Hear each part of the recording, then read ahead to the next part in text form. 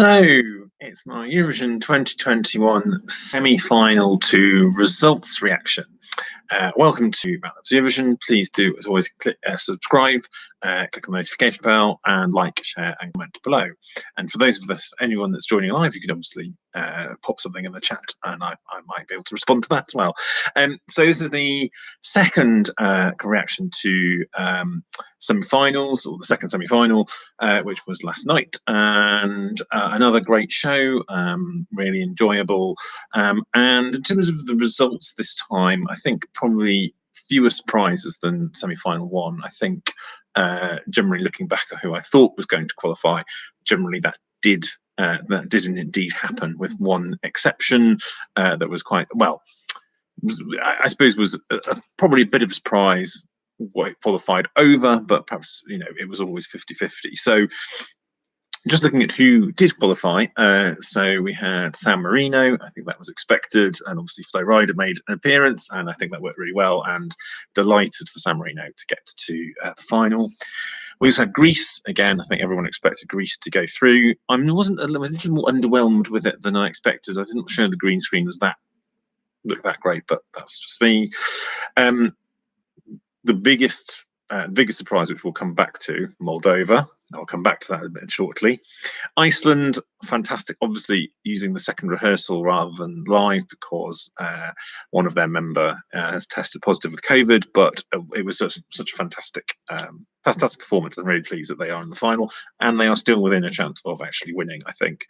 Then we had Serbia. Again, I thought that was a pretty safe bet to go through. Albania, I had that as likely to go through, and I think looking at the staging and the performance, it was just, I was like, yeah, this is definitely going through. Well, I'm not going to talk about the grand final running order. They've lumped it in the second place in the grand final running order, but I will talk about the running order in another video. Portugal went through, so well done to Portugal, because obviously I know they won a few years, not so long ago, but they really struggled in recent years. First ever song that they've entered that's been in English, and a song that people really hadn't paid, I don't think, paid much attention to in the run-up. Didn't think it was going to do well. The staging really, this is a perfect example of how staging can really elevate a song, and it just looked gorgeous. It sounded gorgeous. I think it probably did very well with the juries, and yes, I thought it would go through, and indeed it did. Bulgaria had been one of the, always been one of the favourites. Victoria did another very beautiful performance. Again, had no doubt that would go through, and indeed it did. Finland, the only rock song in the in this semi-final. I thought that was going to go through. I thought it would stand out, and that seemed to have been the case. And finally, one of the big favourites to win overall is Switzerland. I think some people have been concerned about the staging being a bit odd, but I think it worked. It was a very arty performance, and I thought worked really well. And yes, his vocal performance was amazing, and that went through. So generally, there weren't many surprises. I think 9 of those qualifiers I was expecting. The one that I wasn't expecting, and certainly wasn't expecting when you certainly saw the performance, and also from what I gather what the jury show would have been like as well, was Moldova. Philip Kirkorov's dark arts, he's produced a whole load of songs that have done very well and have been great songs. I wouldn't class this one amongst them, but somehow it has got to the grand final. Over, I would probably suggest the one that people would expect to have got to the final would have been Austria, because they would have thought, while I didn't like the Austrian song, I don't like the Austrian song very much, he has a great, he delivered a very good vocal, and thought that would have done well with the juries, but maybe they plumped more for Portugal in the end. How juries gave Moldova any points for vocal performance, I do not know, but clearly they must have done. So Moldova is in the final, and Moldova will inevitably pick up more points because they will have Romania and Ukraine and Russia voting for them, which they didn't in this semi-final. So that's why I'm still slightly astounded it got the televote. It did, but well, congratulations to Natalia Gordienko. She gets another chance of performing in a grand final. Of the others that didn't qualify, so Estonia Uku, very easy on the eye. I know lots of people like him. He had quite. I like the song was pretty decent, but it was just all I felt it was always going to be overshadowed by San Marino. Czech Republic. Many of you know if you followed my top 39 countdown, I had Czech Republic very high up. Loved Oh My God. Benny Christo's such a lovely man.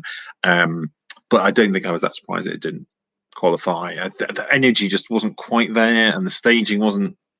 Again, when you look at it, some of the others, it just didn't click for some reason. But he's been pretty sort of circumspect about it. He says he might want to come back at some point. That would be obviously lovely to see. He's a really nice guy. Austria, as I said, was a bit of a surprise. It was the one that probably was most surprising that didn't go through. Poland, yes. What can we say? That was awful. I'm very glad that didn't go through. Georgia, I think no one was going to expect Georgia to go through, and it didn't. I still think it's a really sweet song, but sandwiched between Serbia and Albania, it wasn't ever going to get the votes, I think. And we also lose Latvia, Samantha Tina, many years of trying to get to Eurovision. She finally gets to the Eurovision stage. I don't think she's necessarily.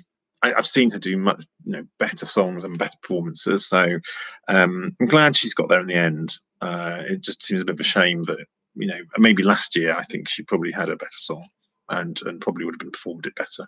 I don't know, but I think it did put a few people off that one. We still liked it amongst the Surbiton jury. We still appreciated it, but there we go.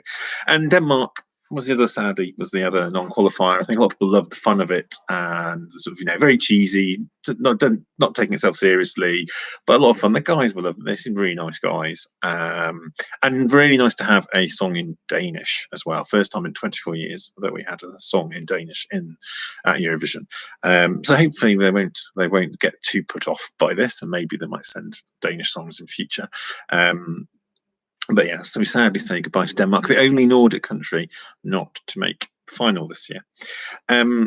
So yes, there we go. Semi-final 2, all done, dusted. I mean, and so almost before that we digested that the halves were being decided and the running order came out for the grand final.